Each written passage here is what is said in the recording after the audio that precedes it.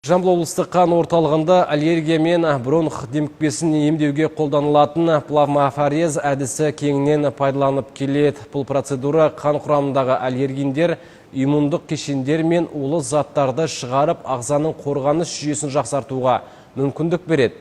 Ары қарай әріптесім Гүлзат Сейдуллақызы дайындаған сюжетке зер салыңыз. Аллергия мен бронх демікпесі соңғы жылдары жиілеп бара жатқан созылмалы дерттердің бірі.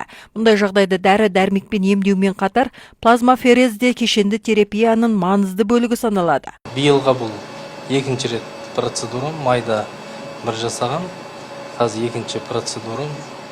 Енді өте пайдалы. Бұл аллергия, қанның тазалығы. Бұл жерде тек қана қан өткізу, болмаса донор болу емес, бұл жерде емдікте іс-шаралар бар. Жеңілдік береді аллергия кезінде, жалпы қанды таза ұстау керек.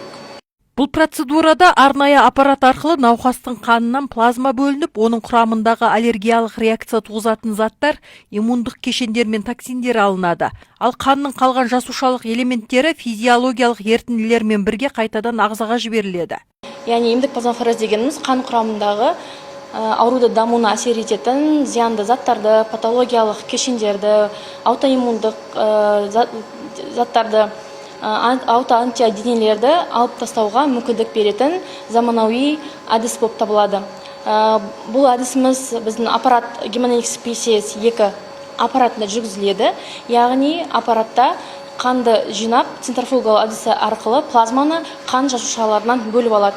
Қан жасушалары қайтадан пациентке қайтарылады, ал плазманы бөліп алған плазма ерітіндімен алмастырылады. Дегенмен бұл әдіс барлық адамға бірдей қолданылмайды. Плазмафорездің өз қарсы көрсетілімдері бар.